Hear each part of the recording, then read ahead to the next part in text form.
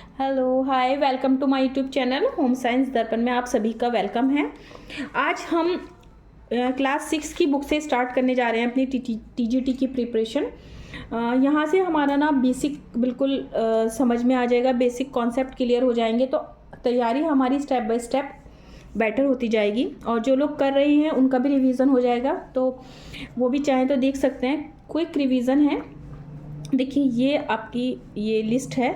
स्वास्थ्य, स्वच्छता, पोषण, रोग, प्रदूषण, प्राथमिक चिकित्सा, सिलाई, कढ़ाई, बुनाई, कला और पाक कला, गृह प्रबंध, धुलाई। तो ये तो हिस्सा हमारा टेक्सटाइल का बन जाता है।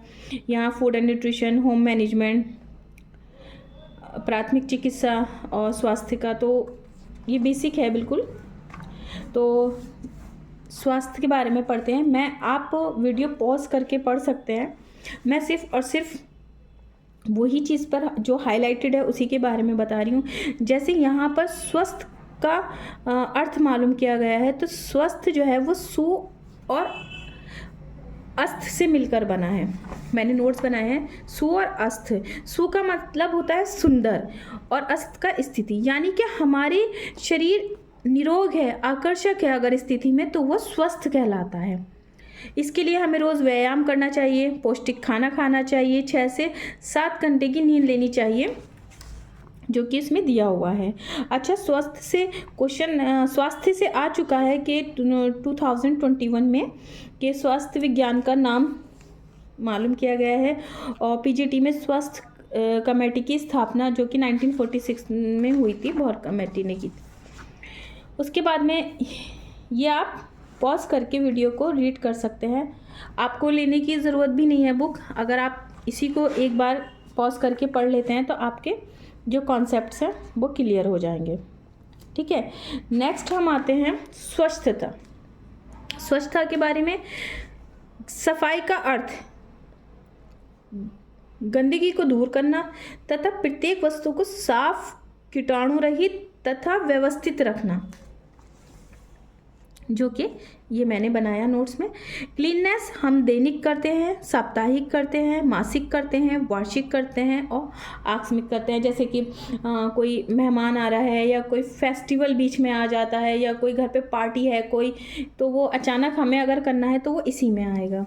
उसके बाद में हम साधन के क्या क्या यूज़ करते हैं, और ये देखिए ये रहा साप्ताहिक, मासिक, ये।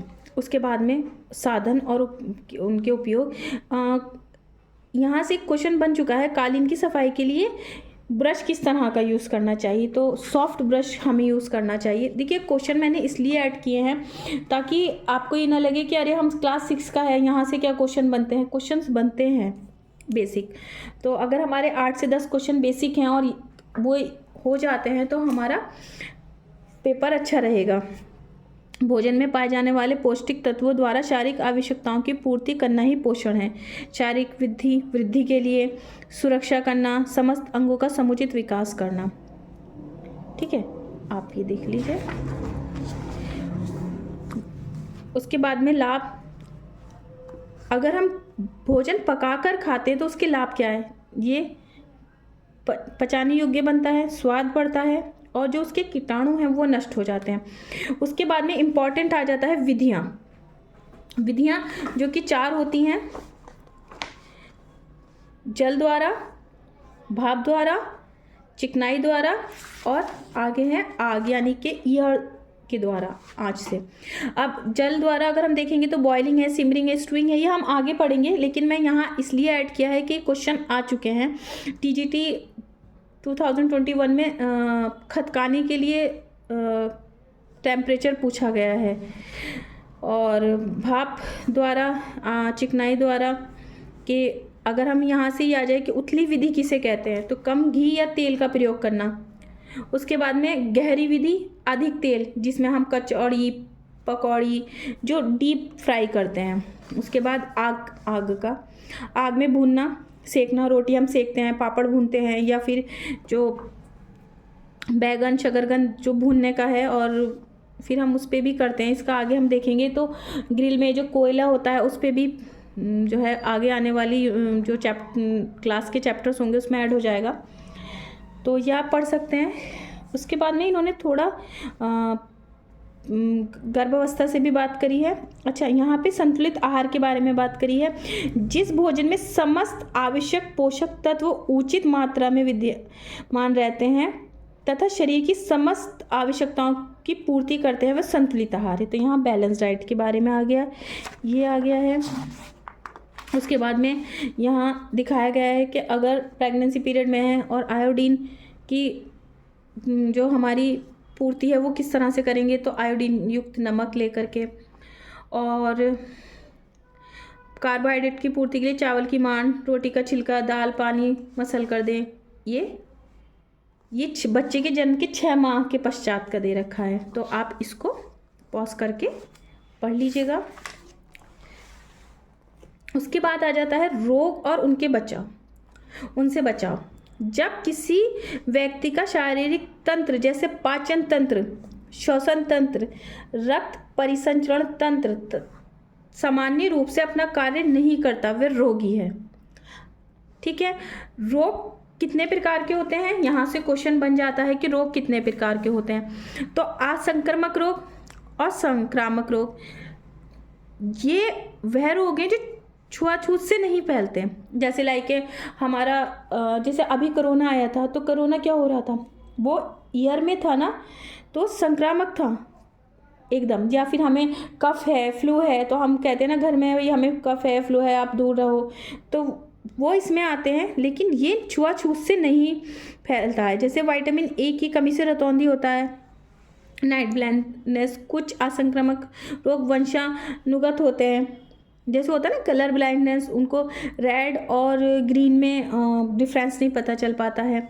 उसी तरह से संक्रामक रोग वही हो गए जो मैं अभी आपको एग्जांपल दे रही थी, बैक्टीरिया, वायरस, कृमि, सूक्ष्म, अति सूक्ष्म, जो दिखते भी नहीं है, वो माइक्रोस्कोप से देखने पर पता चलता है। जिसमें जैसे दूषित खाने से, वायु से, मच्छर से, कुछ जो है वो स्किन डिसीज़, फिर उनसे बचाव, स्वच्छता, व्यायाम, पौष्टिक आहार, टीके के बारे में, यहाँ हम टीके के बारे में पढ़ लेंगे कि उनसे बचाव के लिए क्या होता है कि वक्त पर जो है टाइम टू टाइम टीका लगवाया जाता है। जैसे बच्चे को जन्म के तुरंत बाद BCG का टीका लगता है, तो ये और भी हैं इस तरह से।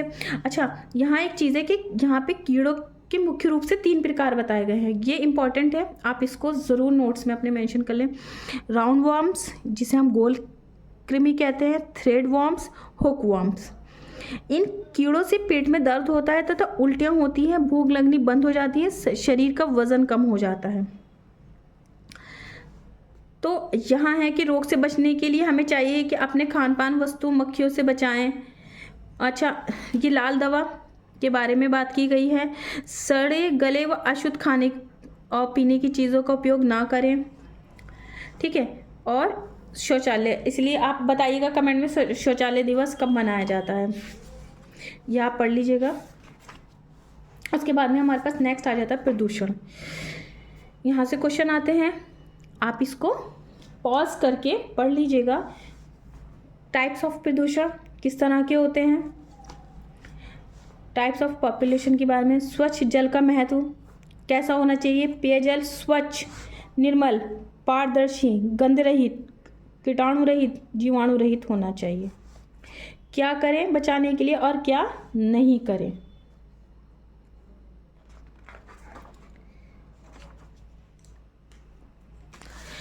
देखिए, यहाँ इन्होंने इसको थोड़ा हाईलाइट करके दिया है कि मानव शरीर का भार का 70% तथा पेड़ पौधों के भार का 80% भाग पानी में होता है। उसके बाद में हाइड्रोजन और ऑक्सीजन के संयोग से ही TGT 2006 में पूछा गया है, मैंने इसलिए मेंशन किया है। प्रत्येक अणु हाइड्रोजन तथा 2 अणु ऑक्सीजन के होते हैं। जल का रासायनिक सूत्र, ये आ चुका है क्वेश्चन 2006 में, 2011 में पूछा जा चुका है, आप देख सकते हैं। आप वीडियो को पॉज करके देखिए, मैंने यहाँ मेंशन भी कर दिया है। अशुद्धियाँ जैसे जीवाणु घुलित तैरने वाली, घरेलू विधि, कैसे हम अपने जो है वाटर को प्यूरिफाई कर सकते हैं घर पर, तो क्या बॉयल करके उसको रख दें थोड़ी देर, तो जो उसका एक होता है ना वाइट से उसके अंदर हो जाता है, वो नीचे बैठ जाता है, फिर ऊपर ना क्लीन हो जाता है वाटर। उसको छानकर आप किसी जग में या फ्लास्क में करके रख सकते हैं। जल प्रदूषण निवारण के बारे में आ चुका है। ये कब आया था, किस सन में, तो आप देख सकते हैं ये 1974 में आया था। उसके बाद में आ जाता है फर्स्ट एड यानी कि प्राथमिक चिकित्सा। किसे कहते हैं प्राथमिक चिकित्सा? प्राथमिक चिकित्सा उस चिकित्सा को कहते हैं जो दुर्घटना स्थल पर डॉक्टर के देखने से पूर्व की जाती है। ये चिकित्सा दुर्घटना स्थल पर या उसके पास के स्थान पर ही तुरंत की जाती है। मतलब डॉक्टर के पहुंचने से पहले दी गई चिकित्सा ही प्राथमिक चिकित्सा है। प्राथमिक चिकित्सक का डॉक्टर होना ज़रूरी नहीं है, उसको थोड़ा बहुत ज्ञान होना ज़रूरी है। जैसे कोई बंदा बेहोश हो गया है तो उसका यहाँ से गले के पास से उसको एयर जाने दें, उसको बटन वगैरह इधर से हटा दें, उसको देखें, डॉक्टर को कॉल करना। देखिए ये सब दे रखा है। पानी में डूबने पर बेहोशी आ जाती है तो किस तरह की चीज़ें देनी चाहिए, ये आप पढ़ लीजिएगा। उसके बाद में प्राथमिक उपचार में बात करें तो बर यानी कि मधुमक्खी की बात की गई है। ये है मधुमक्खी की बात की गई है, आप देख सकते हैं। ये थोड़ा ना हाइलाइटर रेड कलर का है, मधुमक्खी। जब कोई विषैला जीव बर मधुमक्खी, देखिए ये है ना, तो पीड़ा जलन होती है। तो ये होता है ना कि किसके काटने पे चकते पड़ जाते हैं, क्वेश्चन मधुमक्खी के, तो इसके लिए सूज जाता है। तो इसके लिए क्या करना है, ये उपचार दे रखा है, आप इसको लिख लीजिएगा। कटे हुए स्थान पर स्प्रेट या साबुन से धोना चाहिए। डंक है तो उसे किसी नुकीली चीज़ से निकाल देना चाहिए, लेकिन ये देखिए कि वो नुकीली चीज़ पे जंक ना हो, वो पहले से ही पानी में उसको अच्छे से क्लीन किया गया हो, उबाल लें उसको। खरोचना नहीं चाहिए काहू को, ये सब डिटेल दे रखी है। अमोनिया नौसादर का यूज़ करना चाहिए। गंभीर स्थिति में ठंडा और गर्म सेक लाभदायक होती है। उसके बाद में आ गया बिच्छू के बारे में, या आप पढ़ सकते हैं कि बिच्छू के काटने से क्या होता है, सीधा नाड़ी तंत्र पर प्रभाव पड़ता है क्योंकि जहरीला होता है वो। उसके बाद में सिम्टम्स आ गए, कटे हुए स्थान को किस तरह से करना है, प्राथमिक उपचार इसमें दे रखा है। कुत्ते के काटने पर, इसमें तो क्वेश्चन हर साल आ ही जाता है कि भाई क्या हो जाता है, पानी से डर लगता है, गले में दर्द होता है, भोजन नहीं निकला जाता, तो क्या करना चाहिए, ये आप देख सकते हैं कि पागल कुत्ते के काटने पर घाव को तुरंत साबुन या स्पिरिट से धो देना चाहिए। रेबीज का इंजेक्शन लगाना चाहिए, और इसे हम हाइड्रोफोबिया नामक, क्योंकि डरता है बंदा जब इसको काट लिया जाता है, तो इसलिए आप इसको पढ़ लीजिए। उसके बाद सांप के काटने का है, ये है सांप के काटने पर उस त्वचा का रंग बैंगनी हो जाता है। तो ये क्वेश्चन बन सकता है कि सांप के काटने पर त्वचा का रंग कैसा हो जाता है, बैंगनी हो जाता है। और उसके बाद में क्या करना चाहिए, कसकर बांध देना चाहिए, कोई फीता इस तरह से इन्होंने दिखाया भी है। मादक पदार्थ नहीं देना चाहिए और ना ही उसको सोने देना चाहिए। ठीक है, ये इन्होंने थोड़ी सी अवेयरनेस की बात करी है यहाँ पर। अगर शब्दावलियाँ देखें कि संक्रमण एक से दूसरे को होना, हाइड्रोफोबिया रोगी को पानी से डर लगना, मादक पदार्थ नशीले पदार्थ हैं। ठीक है, ये और ये इसके क्वेश्चन आंसर है, ऑब्जेक्टिव है। तो हमने यहाँ पे कितने तरह की प्राथमिक चिकित्सा देखी, हमने मधुमक्खी से रिलेटेड देखी, बिच्छू, कुत्ते और सांप, यानी कि 1 2 3 4। उसके बाद में आ जाता है टेक्सटाइल से रिलेटेड, यानी कि सिलाई कला। सिलाई कला किसी कपड़े को नाप के अनुसार काट कर उसे सुई धागे द्वारा या हाथ अथवा मशीन से जोड़ना ही सिलाई कला है। ठीक है, सिलाई की विधियां के याद आता है क्वेश्चन, प्रत्यक्ष नाप, वक्ष या सीट की नाप से नाप निकालना, सिलाई में सिलाई के टाइम पर यूज़ होने वाले उपकरण, टाके, कच्चा टाका, रनिंग स्टिच, हाथ से बकिया करना, काज बनाना। ठीक है, उसके बाद में कि किनारे गोल हों, नोकदार हों। पेबंद लगाना, ये पेबंद के टाइप दे रखे हैं, ठीक है। गोल, तिकोना, चौकोर पेबंद, ये सब आप पॉज करके पढ़ लीजिएगा। रफू, चौकोर, आयताकार, गोल या तिकोना, रफू के बारे में। प्लेट्स के बारे में है।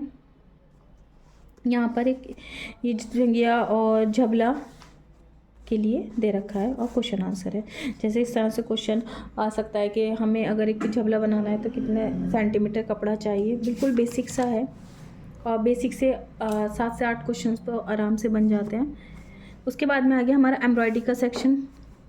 सुई तथा रंगीन धागों से वस्त्रों पर नमूने बनाने को ही कढ़ाई कहते हैं। तो यहाँ सुई और रंगीन धागों के बारे में बताया गया है। अब तो हम एम्ब्रॉयडरी में और भी चीज़ें यूज़ करते हैं, जैसे कि शीशा राजस्थानी की कढ़ाई में यूज़ होता है। इस तरह से जब हम आगे कढ़ाई के बारे में पढ़ेंगे तो उसके बारे में बताया जाएगा। कढ़ाई के टाइप्स आ गए, यानी कि एम्ब्रॉयडरी के प्रकार, मशीन द्वारा और हाथ द्वारा। वस्त्र, नमूने या डिज़ाइन, ट्रेसिंग पेपर, जो एक वाइट पेपर होता है ना, उस पर हम फिर कार्बन पेपर लगा करके बनाते हैं उस टाइप से। पेंसिल, सुई, धागा, फ्रेम, छोटी कैंची, बैग, थैला। विधियाँ यहाँ से क्वेश्चन है। कार्बन पेपर पर और लकड़ी के ठप्पे पर होता है ना, तो इस तरह से ठप्पा करके वो होता है लकड़ी का एक स्टैंस, लकड़ी का लेकर के उस पर नमूना होकर के वो बनाते हैं। मशीन के कपड़ों नमूने के ऊपर रखकर स्टेंसिल्स, या आप पढ़ लीजिएगा।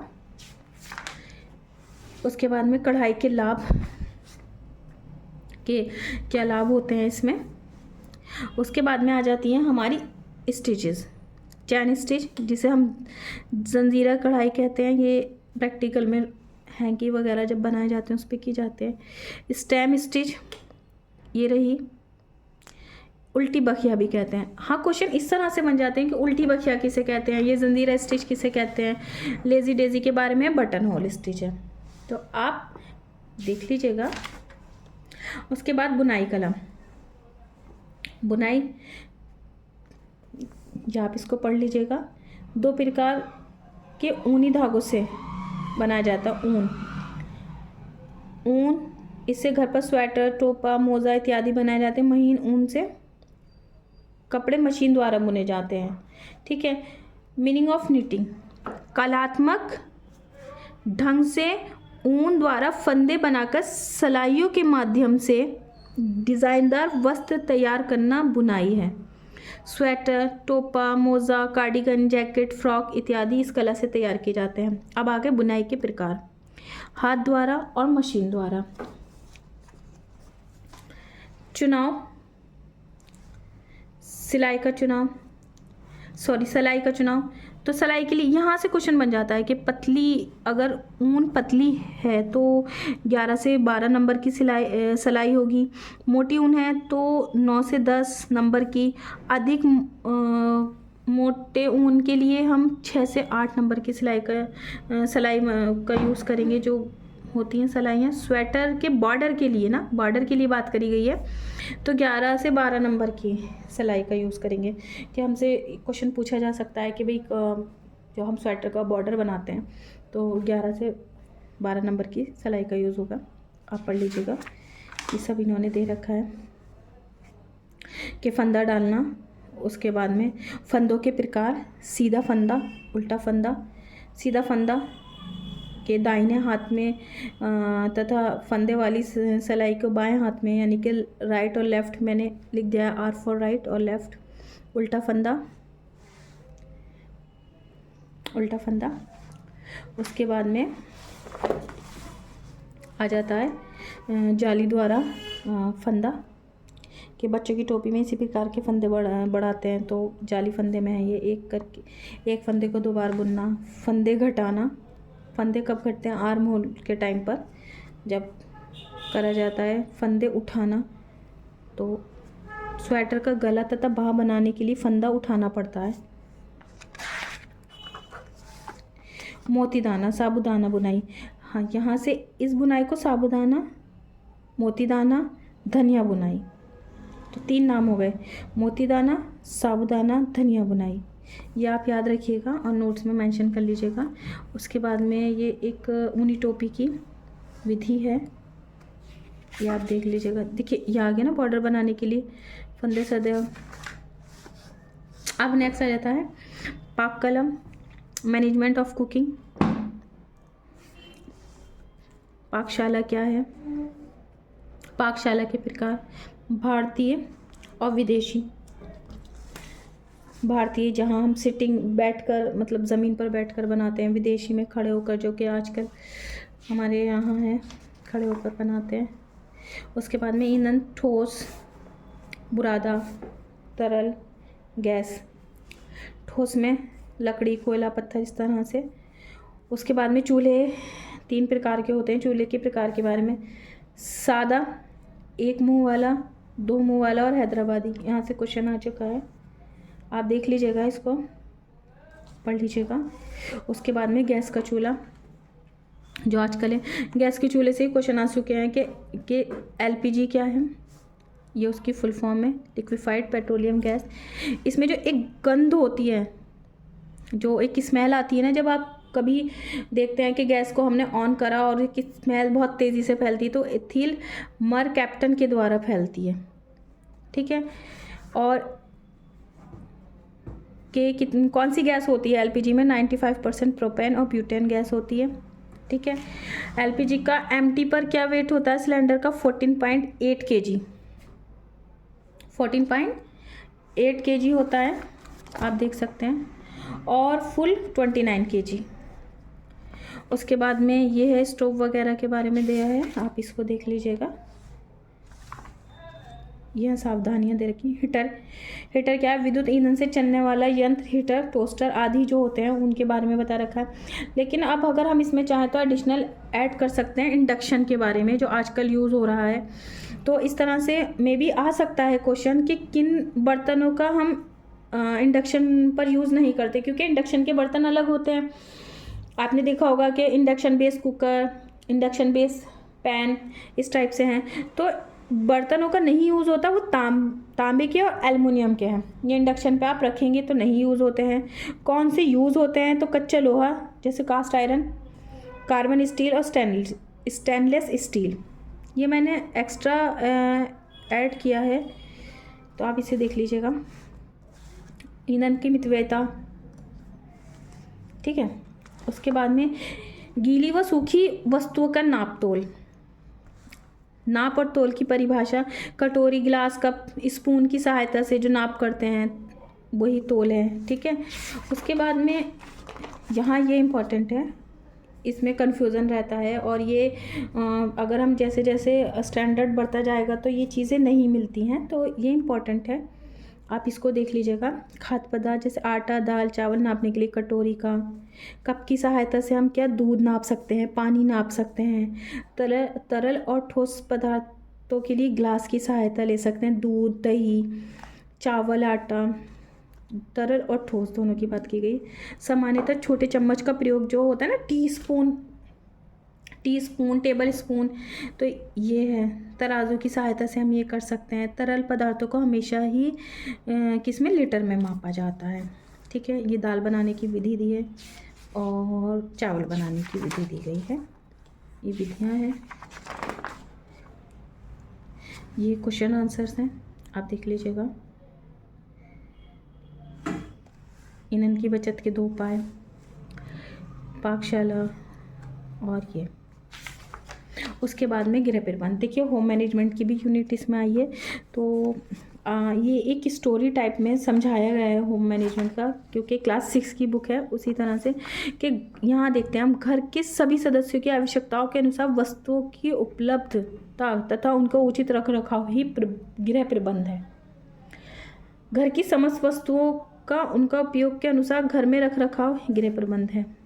तो ये छोटा सा एक होम मैनेजमेंट का इंट्रोडक्शन दिया है कि दैनिक कमरे का फर्श झाड़ू लगाना है हमें। बर्तन जैसे कि पोछा लगाना किस तरह के कार्य में आता है, जब हमारा स्टैंडर्ड इसका बढ़ता चला जाएगा होम मैनेजमेंट का, तब ये मालूम किए जाते हैं। उसके बाद साप्ताहिक, मासिक, वार्षिक जो हमने देखना है कि भाई वार्षिक में हम क्या कराते हैं, पुताई कराना, क्योंकि भाई साल में फेस्टिवल आते हैं तभी हम ये कार्य कराते हैं, तो ये वार्षिक में आएगा।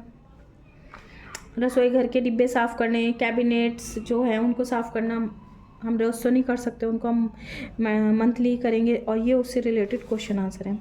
देखिए आपको इसके बाद में आ जाता है धुलाई कला। धुलाई कला में वस्त्रों को धोने के प्रमुख कारण कि भाई वस्त्रों की सफाई के लिए, उसमें स्मेल के लिए, सुंदरता के लिए, उसकी सेफ्टी के लिए, ये सभी चीज़ दे रखी है। और मैंने जैसे कि बात करी थी पहले भी, जो इंट्रोडक्शन वीडियो बनाई थी, कि नील से रिलेटेड क्वेश्चन आते हैं कि भाई नील क्यों लगाया जाता है, कलफ। तो अब आप देख सकते हैं कि ये बुक फिनिश हो गई है। आप चाहें तो ले सकते हैं, अदरवाइज़ लेने की ज़रूरत नहीं है। अगर आप ये वीडियो एक ही बार में ही कम्प्लीटली और पॉज करके देख लेंगे तो आपका जो बेसिक कॉन्सेप्ट है वो क्लियर हो जाएगा। तो वीडियो देखने के लिए थैंक यू। इसके बाद में क्लास 7 की सीरीज़ लाऊंगी, 8 की, इसी तरह से मैं स्टेप बाय स्टेप सीरीज़ लाती रहूँगी। आपको वीडियो अच्छी लगी है तो थैंक यू, और लाइक कर लें, और लाइक कर दें, सब्सक्राइब कर लें। वीडियो देखने के लिए धन्यवाद।